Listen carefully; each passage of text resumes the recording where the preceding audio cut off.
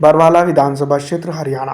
पिछली विधानसभा चुनाव और अब के विधानसभा चुनाव के अंदर कई एक चीज़ों का जो तो इस क्षेत्र के अंदर फेरबदल देखा जा सकता है। बआसानी तौर पर अगर देखा जाए तो पिछले विधानसभा चुनाव और अब के विधानसभा चुनाव के अंदर कई चीज़ों का तुलनात्मक स्थितियों के हिसाब से बदलाव है। बारवाला विधानसभा क्षेत्र के ऊपर जोगीराम सिहांग जो है तो पिछली विधानसभा चुनाव के दौरान जेजेपी के प्रत्याशी के तौर पर जीत दर्ज करते हैं। 45,868 वोट हासिल करके मैं आपको बता दूं कि जोगीराम सिहांग बीजेपी के प्रत्याशी सुरेंद्र पुनिया को पछाड़ते हैं।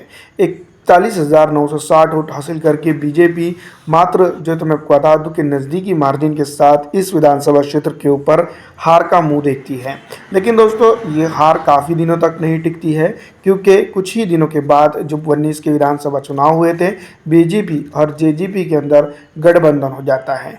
फिलहाल मैं आपको बता दूं कि जिस तरह के हालात इस विधानसभा क्षेत्र के ऊपर है जेजेपी को लेकर, तो जेजेपी कहीं ना कहीं इसके अंदर सीधी तौर पर अगर हम बात करें तो फंसते हुए नजर आ रही है। बारवाला विधानसभा क्षेत्र के ऊपर इस बार विधानसभा चुनाव की अगर हम बात करते हैं तो कई एक चीज़ों को लेकर जो तो बड़ी बहस हो सकती है। बारवाला विधानसभा क्षेत्र में अगर हम बात करें तो दोस्तों मैं आपको बता दूं कि पिछड़ा अति पिछड़ा आरक्षित मुस्लिम समाज की अगर हम बात करें तो कहीं ना कहीं जो है तो जेजेपी से ये वोट बैंक डिटैच होता हुआ नजर आ रहा है। इस बार विधानसभा चुनाव के अंदर हरियाणा की अगर हम बात करें तो सीधा मुकाबला कांग्रेस बनाम भारतीय जनता पार्टी का ही देखने को मिल रहा है।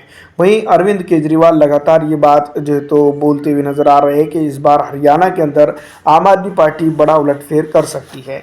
लेकिन दोस्तों जिस तरह के हालात दिल्ली विधानसभा क्षेत्र के अंदर हैं और उसको सीधी तौर पर अगर हम बात करें कांग्रेस या बीजेपी की, तो बीजेपी इसको भुनाते हुए नजर आ रही है कि उनसे दिल्ली ही नहीं संभल रहा है तो हरियाणा किस तरह से वो संभालेंगे।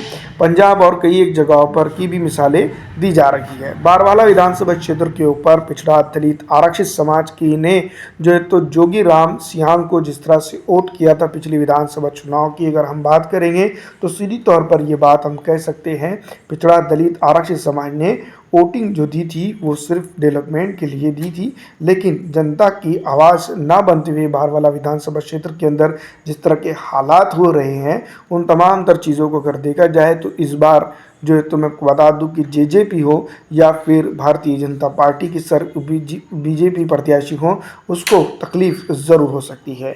वैसे मैं आपको बता दूं कि कांग्रेस के यहाँ पर जो तो उतनी पकड़ मजबूत नहीं है, लेकिन मेहनत करती है कांग्रेस तो कहीं ना कहीं यहाँ पर बड़ा वर्चस्व खड़ा कर सकती है।